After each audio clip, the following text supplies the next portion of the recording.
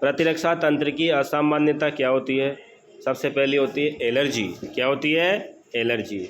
Allergy जो है ना, तो सबसे पहले असामान्यता क्या है? एलर्जी। और दूसरी क्या है? स्व प्रतिरक्षा यानी कि ऑटो इम्यूनिटी। ठीक है, समझ गए सभी? क्या होती है? Auto immunity. ठीक, ये हो गई। उसके बाद देखते हैं एलर्जी। देखो, एलर्जी पर्यावरण में मौजूद, ध्यान देना, पर्यावरण में मौजूद जो क्या बोलते हैं अपन उनको, प्रतिजन। क्या होते हैं? प्रतिजन। पर्यावरण में मौजूद कुछ प्रतिजनों के प्रति प्रतिरक्षा तंत्र की अतिरंजित अनुक्रिया एलर्जी कहलाती है। इसका मतलब क्या हुआ? अतिरंजित का मतलब क्या होता है भाई, बताओ? रंजित का मतलब होता है खून से सन्ना होता है वैसे तो। अतिरंजित का मतलब होगा कि ऐसी अनुक्रिया जो बहुत ज़्यादा होती है, फालतू में, एक्साइटमेंट, मतलब शरीर अपने आप को बचाने का ज़्यादा ही प्रयास करता है, उसको बोलते हैं एलर्जी। मतलब अपनी इम्यूनिटी ज़्यादा होती है, ज़्यादा हो जाती है, मतलब बढ़ जाती है बहुत ज़्यादा, फालतू में कुछ भी नहीं हो रहा बोले अपने, फालतू में क्या करती है? जुकाम हो गया, थोड़ा सा जुकाम हुआ तो एलर्जी के कारक बहुत ज़्यादा एक्टिव हो गए, उस जुकाम को ख़त्म करने के लिए इसको बोलते हैं अपन यहाँ पर एलर्जी।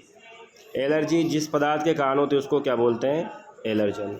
जिस पदार्थ के कारण एलर्जी होती है उसको हम क्या कहते हैं? एलर्जन। धूल के कण, प्राणी लघुशल्क। धूल के कण क्या हो गए बोलो?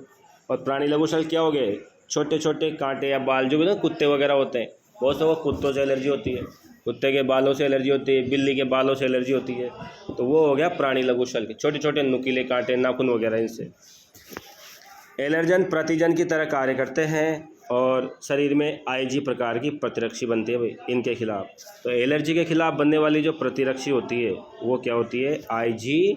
ठीक है, क्लियर है बात? बोलो, आईजी प्रतिरक्षी बनती है। दोबारा फिर बोल रहा हूँ कि एलर्जी क्या होती है? एलर्जी पर्यावरण में मौजूद कुछ प्रतिजनों के प्रति प्रतिरक्षा तंत्र की अतिरंजित अनुक्रिया। एलर्जी है खालिस्तान डॉट डॉट डॉट अतिरंजित अनुक्रिया, याद रखना। एलर्जन प्रतिजन की तरह काम करते हैं और जिससे शरीर में आईजी प्रकार की क्या बनती है? एंटीबॉडी। नेक्स्ट आगे बढ़ते हैं। एलर्जी का क्या कारण है?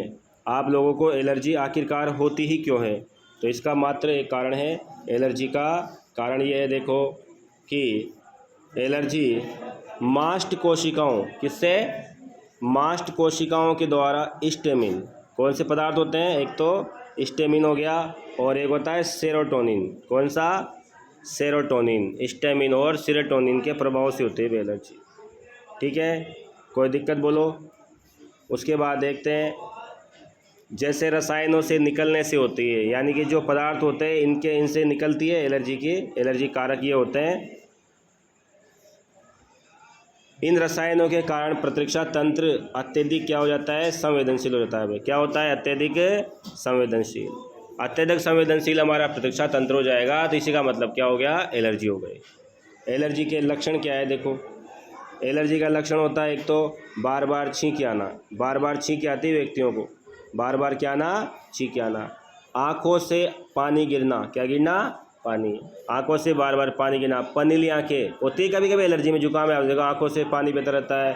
वो नाक बेना, ये तो है सही। सांस लेने में कठिनाई होना, तो कितने कितने कारकों के बोलो? एक तो हो गया पनीली आंखें, दूसरा आंखों और नाक से क्या बना? पानी बहना, सांस लेने में क्या होना? कठिनाई होना। ये सब के सब क्या है? एलर्जी के कारक है। क्लियर है बात? एलर्जी के उपचार क्या हो सकते हैं? एलर्जी के उपचार देखो, एलर्जी का उपचार क्या है? एक तो होता है प्रतिस्टामिन। प्रतिस्टामिन का मतलब क्या हो गया बोलो? प्रतिस्टामिन का मतलब क्या हो गया? जो एलर्जी को ख़त्म कर दे। दूसरा एड्रीनलिन हार्मोन, एड्रीनलिन हार्मोन होता है, ये एलर्जी का एक उपचार होता है ना। दूसरा स्टेरॉइड जैसी औषधियाँ देते हैं डॉक्टर, स्टेरॉइड जुकाम में देते हैं भाई, याद रखना।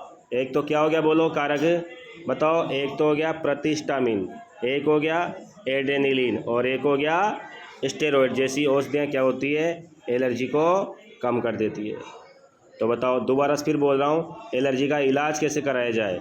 क्या होगा? एलर्जी का इलाज कैसे होगा बोलो? प्रतिस्टामिन दिया जाना चाहिए। क्या दिया जाना चाहिए?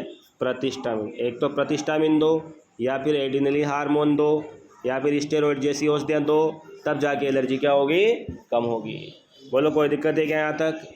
तो क्या प्रश्न हो गया अपना, एलर्जी की परिभाषा, एलर्जी का कारण और एलर्जी का उपचार। अब एलर्जी क्यों कम होती है, इसका एक रीज़न हो सकता है भाई एलर्जी कम होने का कि आधुनिक जीवन शैली, आपकी जो आधुनिक जीवन शैली, आपकी भाग दौड़ भरी ज़िंदगी तक ना मनाए, है ना, आता ना भाग दौड़ भरी ज़िंदगी है सभी लोगों की, है ना, आपकी भी है हमारी भी है। देखो तो इससे क्या हुआ, लोगों की प्रतीक्षा घटी है और एलर्जी के प्रति संवेदनशीलता बढ़ी है। अब कहाँ कहाँ ज़्यादा एलर्जी है, कहाँ कहाँ कम होती है।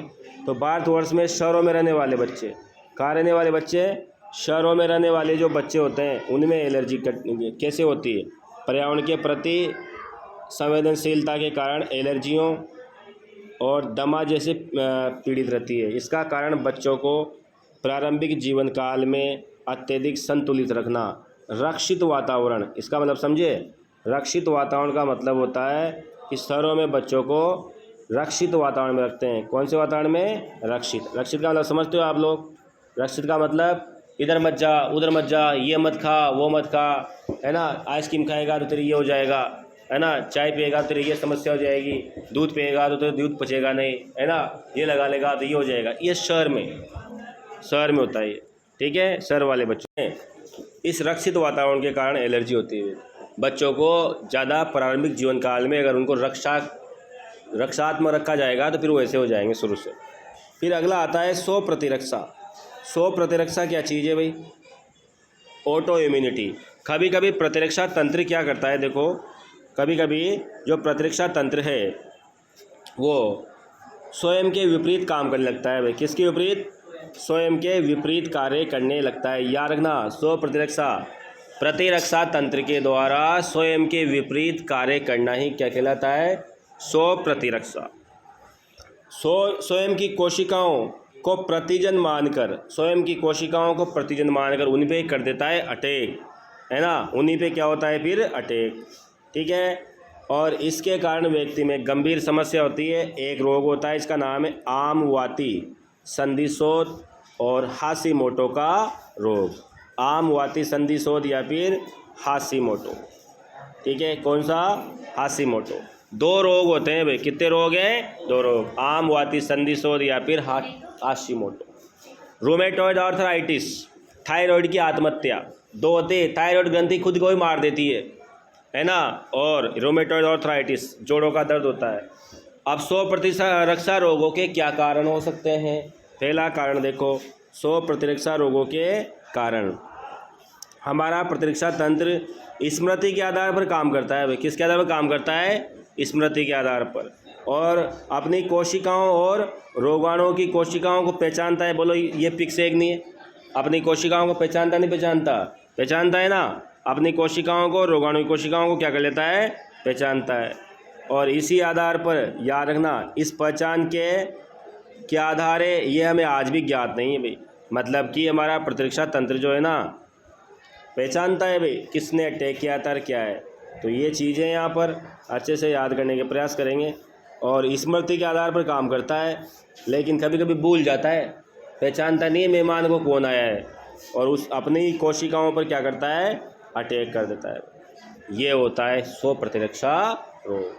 इस पहचान के क्या आधार है आज भी हमें ज्ञात नहीं है। इसके बारे में दो सिद्धांत दिए गए हैं। देखो क्या सिद्धांत है।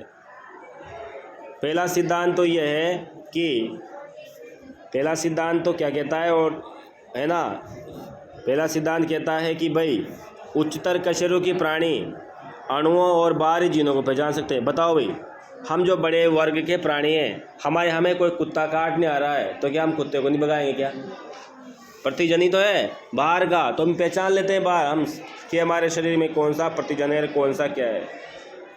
और प्रायोगिक प्रतिरक्षा विज्ञान इसकी जानकारी देता है। जो प्रायोगिक प्रतिरक्षा विज्ञान है वो इसकी जानकारी देता है।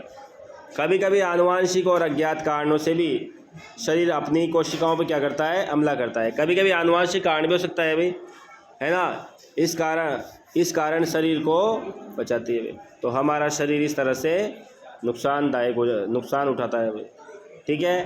तो इस तरीके से अपन ने क्या